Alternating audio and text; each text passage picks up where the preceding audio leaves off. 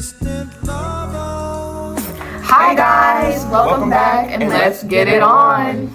Okay, so today's we're focusing on POV and narration and how that relates to our stories, and we're going to start off with Jonathan.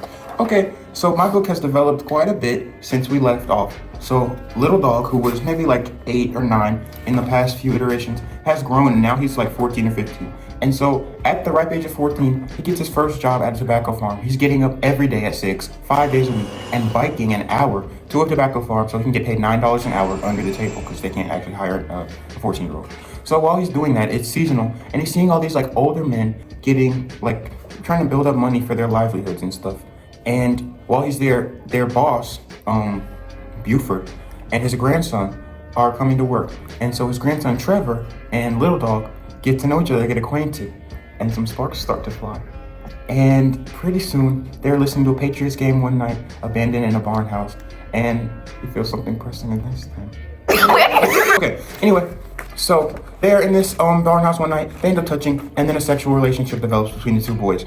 And it gets to the point where like they're like faking like they're having sex. Nothing's going in any orifice. How are they faking it? They're using hands. that's not fake. That's just Well, it's faker than what you would assume. What are you Okay. talking Are they, like, about? dry? They're just like going at it with the But hands. it's just with hands, but it's like That's not they're getting fake. That's not position. fake. Okay, it's real to them. But anyway, they're doing that, and then it just develops more and more, and then Little Dog comes to realize that like his power, like he's getting back power through his submission. And like the boy Trevor cannot get off without his help. Is that the one that was bullying him? No. Is Trevor white?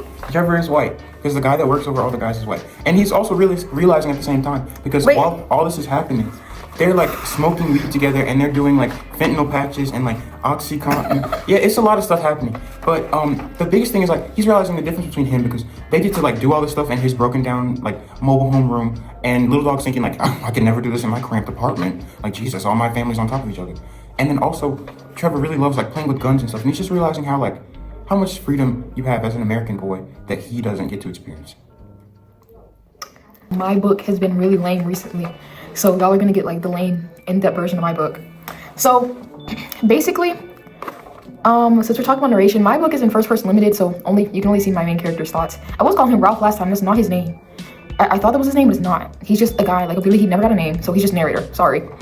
Basically, I kind of said that he's pretty like neutral and like level-headed on most things because he just only acts nervous in situations where it's like kind of a given, because he's been in like a lot of situations where like he's like lower class compared to the person like or around him, and like right now like he just got kicked out of college. He got expelled because basically he was like he was driving around this white guy who was a founder of the Negro college he's attending, and basically like he had a whole like fainting spell, and he took him to some bar, and they like started having like a bar fight, and the guy and there was this one black guy who was like crazy. He was like, well, you white folk don't know anything, and then he was like, like he got really mad, and then they took him home, and like he had like this huge scar on his head because he got like bombed on the way out, and like the guy who's over the college, black man, came up to my main character, the narrator, and was like, I need to see you.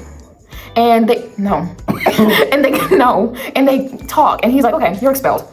And he's like, no, like please, like this isn't fair. And he's like so upset, and like he like calms down, and like the guy's like, come with me. He's like fat, and he's like wobbling to the area, and and he's like, listen to me. I got to where I am because of how I act. I know who to suck up to, and you obviously did not need to be taking this white man to like areas where like he could see how black people are. And I want to use a word that I can't. And he's very anti-black, but he's black. And he ends up calling not Ralph, the narrator, the N-word. He's like,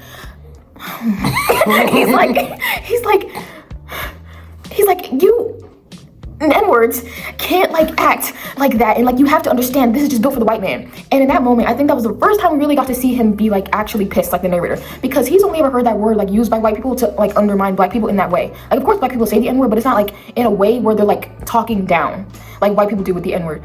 So that was his first time experience like this black man who's like thinking like he's like a white man basically, like he thinks he has those white man privileges, and he thinks he could talk down to him in like a way that a white man could, and he has like more value just because he's richer and he like knows more higher ups.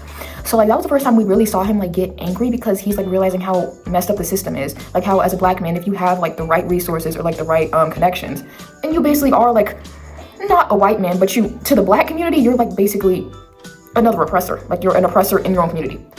and that pissed him off. So I feel like that's all that's really happened since the last time. But yeah. Okay, so my book, it kind of relates, like, I kind of see a similar theme throughout our books of, like, kind of, like, dealing with a person, like what Jonathan said, that his book, the boy knew that he would never be able to have that privilege of the Trevor, like, being, like, a free American boy. And then Serenity's book, like, how he had to, like, kind of just do what the white people wanted. It also happens in my book with Jasmine, which right now she was in New York City, and she kind of is just like forced to, well, not forced, but her job is like taking care of kids, and like she's like doing all the traditional like womanly roles of like, you know, like taking care of kids, making food, washing their clothes, like doing all this stuff that's like very like traditional like womanly things, when she like literally kind of escaped that in India because of like the harsh social standards over there. And even though it's like America and it's like free and like everything's more liberal and like women are allowed to work and like do all these things, she doesn't really get to see like that side of America because she's like forced to like have this role that she can't really like become like a high paying like engineer because she obviously doesn't have the education and like all that stuff. So she's kind of like forced into like this like one of the few jobs that like immigrants can have.